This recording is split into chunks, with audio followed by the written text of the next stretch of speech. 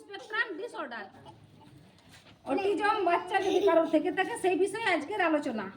সেটা কি জিনিস দেখো, শিশুদের সাথে আদান প্রদানের মাধ্যমে একটি প্রশ্ন করতে, তোমরা সাইলেন্ট সাইলেন্ট। আপনার শিশু কি তার বয়সের অন্যান্য শিশুদের মতো কথা বলে?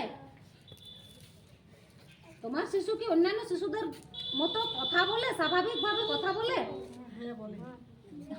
হ্যাঁ কি না উত্তর দাও। কার কাছে শিশু তুমি ঠিকঠাক কথা বলে? হাত তোলো, হাত তোলো, হাত তোলো। আর আপনার শিশু কি আমি তুমি? আপনার শিশু কি আমি তুমি সে এদের মধ্যে তফাৎ বুঝতে পারে? তফাৎ বুঝতে পারে? আমি তাকে তুমি তাকে এটা বুঝতে পারে নিশ্চয়। যখন তুমি তোমার বাচ্চাকে ডাকবে, বাবু তুমি এদিকে এসো, তখন সে নিশ্চয়ই আসে। তুমি জানো যে আমাকে বলছি, আমি জানি আমাকে বলছি, সে মানে তাকে বলছি, তাহলে বুঝতে পারে। তুমি খেয়েছো বুঝতে যদি পারে তাহলে সেইখানে হ্যাঁ।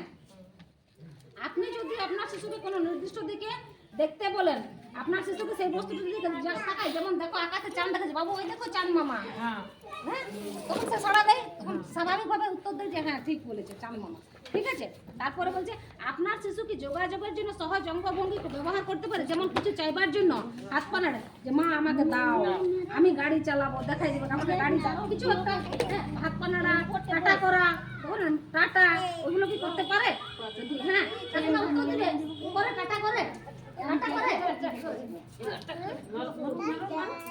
আপনার শিশু কি আগের কথা বলতো এবং সারা দিতে যা করতো কমে গেছে, এরকম কি কিছু হয়েছে যে আগে কথা বলতো এখন কমে গেছে, কথা বলে না? শুনছো বলছি, এমন কি কেউ আছে যে কারোর শিশু আগে কথা বলতো কিন্তু এখন চুপ হয়ে গেছে, সেরকম কি কিছু আছে? সেরকম কিছু নেই, স্বাভাবিক আছে। খাওয়ানোর সময় বা তার সাথে কথা বলার সময় আপনার শিশু কি আপনার চোখের দিকে তাকায়? তুমি যখন তাকে খাওয়াচ্ছ তখন তোমার চোখে চোখে তাকায়?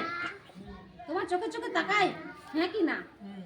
হ্যাঁ, জোরে বলবে, তোমাদের আওয়াজটা যেমন আমি শুনতে পাই, সবাই যেমন শুনতে পাই, আমার আওয়াজ শোনা যেতে পারে। হ্যাঁ,